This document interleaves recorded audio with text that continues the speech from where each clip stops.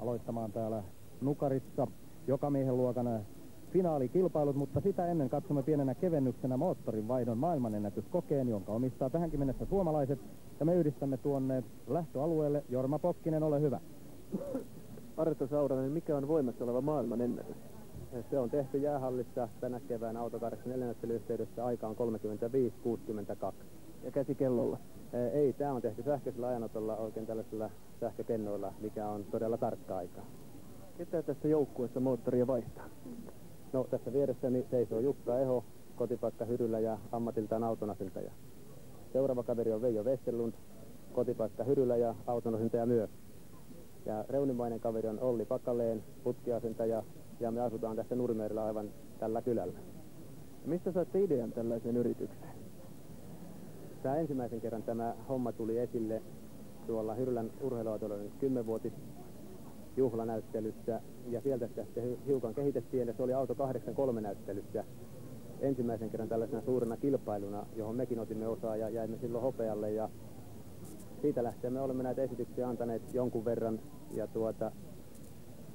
me ollaan kiinnostuneita, tämä on ihan mukava ja yleisöön menevä laji, ja nyt Auto 84 näyttelyssä tosiaan saimme tämän emmeen omiin nimimme ja yritämme myös pitää sitä. Näemmekö nyt uuden maailmanennätyksen? Se on tietenkin täysin mahdollista, että näin käy, mutta en voi luvata, että näin syntyy. Yritämme parhaamme ja toivomme, että ällitämme sen voimassa olevan ajan. Onnea matkaan.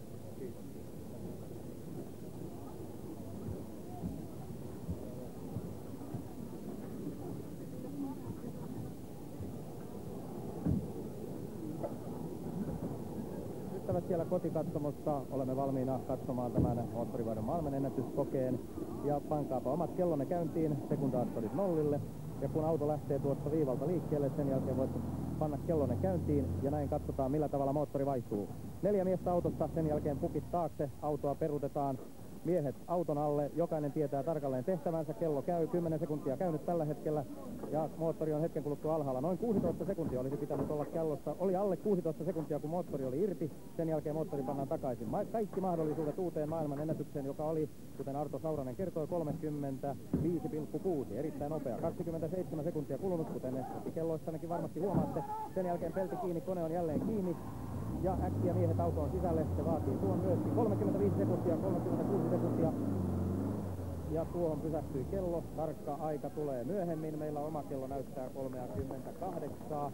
Tämä on epävirallinen kello, virallinen kello tulee tuolta ja sitä näytetään tässä 37.11. 37.11 aika, tyydyttääkö? Kyllä se oikeastaan tyydyttää. Tietenkin se tuntui menevän niin mukavasti, että odotettiin maasti parempaakin. Ja joka miehellä hiki? No kyllä tässä, vaikka tämä suoritus näin lyhyt, niin todellakin hiki tulee.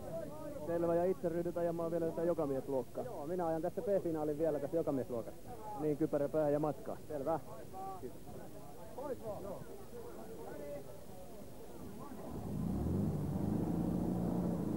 Ja näin siirretään sitten tämä testiauto pois tuolta ja kone tuntuu olevan kunnolla kiinni, kun autolla uskalletaan ajaa pitempikin matka. Miehet tuli siinä esiteltyä ja nyt olemme valmiina C-finaaliin, joka valmistautuu koko ajan kovaa vauhtia.